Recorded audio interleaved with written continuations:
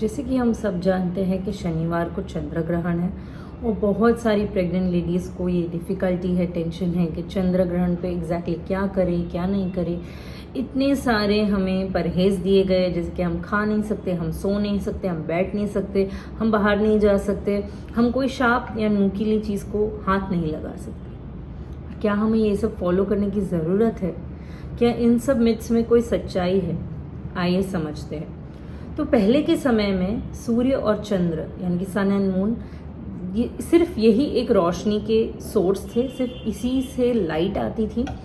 कोई लाइट्स नहीं थी, कोई इलेक्ट्रिसिटी नहीं था, इसीलिए जितनी भी रोशनी होती थी वो सिर्फ सन और मून पे डिपेंड थी।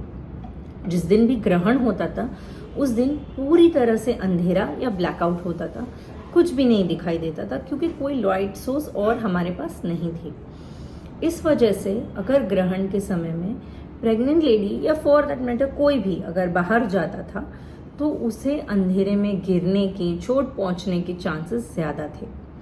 उसी तरह अगर इस अंधेरे के समय में खाना खाते थे या पानी पीते थे तो अगर उसमें कोई वस्तु, कोई जीव, कोई पॉइजनस इंसेक्ट, कुछ भी अगर जहरीला गिर जाता या जहरीले जीव जंतु गिर जाते तो वो भी शायद खाने में आ जाएंगे या पानी में आ जाएंगे और हमें पता भी नहीं चलेगा, और वो एक प्रेग्नेंट लेडी को नुकसान दे सकता है, इन्फेक्शन दे सकता है।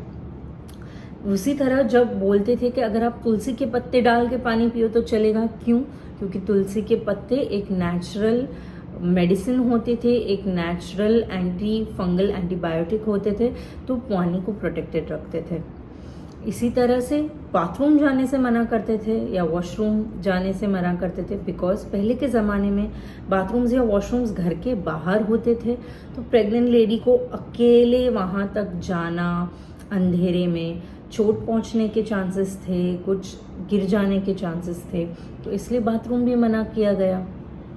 तो अगर आप समझेंगे तो खाने पीने से, बाथरूम जाने से, बाहर जाने से कोई भी नुकसान नहीं है, क्योंकि अब हमारे पास एडिक्वेट लाइट सोर्सेस है।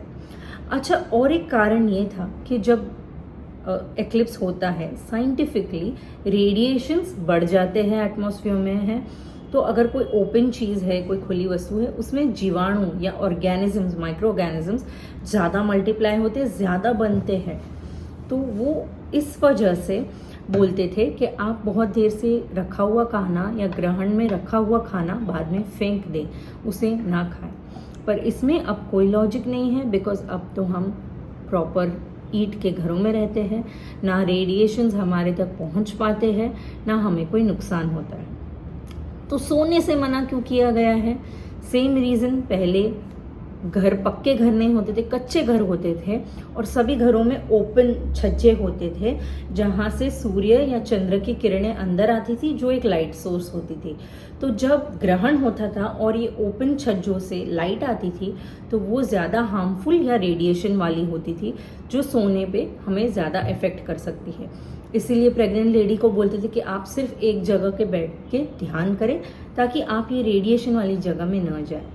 पर अब हमारे घर पक्के घर है, वो रेडिएशन हमारे घरों में नहीं आने वाला है, ना हमारा टेम्परेचर उससे बदलने वाला है।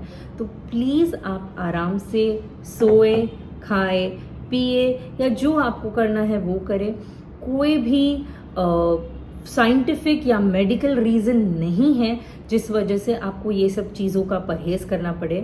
बट ऑफ कोर्स माइथोलॉजिकली या आपको रिचुअलिस्टिकली कुछ फॉलो करना ही है, तो डेफिनेटली आप उस सूतक काल में या उसमें थोड़ा सा मेडिटेशन करें, ध्यान करें, भगवान की भक्ति करें, उसमें कोई बुराई नहीं है। पर इसके अलावा अपने या अपने बेबी को हार्म करके भूखा रहना, प्यासा रहना, ना सोना, ना कोई काम करना, इसमें बिल्कुल कोई लॉजिक नहीं है। तो please don't fall prey into all of this. सोचिए, समझिए और अपने बेबी के हेल्थ का ध्यान रखिए। आई होप इससे आपको मदद हुई, और अगर आपको और ऐसी जानकारी चाहिए आप हमें इंस्टाग्राम पे भी मैसेज कर सकते हैं @Dr. Reema's Reborn, और हमारे यूट्यूब चैनल को फॉलो करके सब्सक्राइब ज़रूर करें। Thank you so much.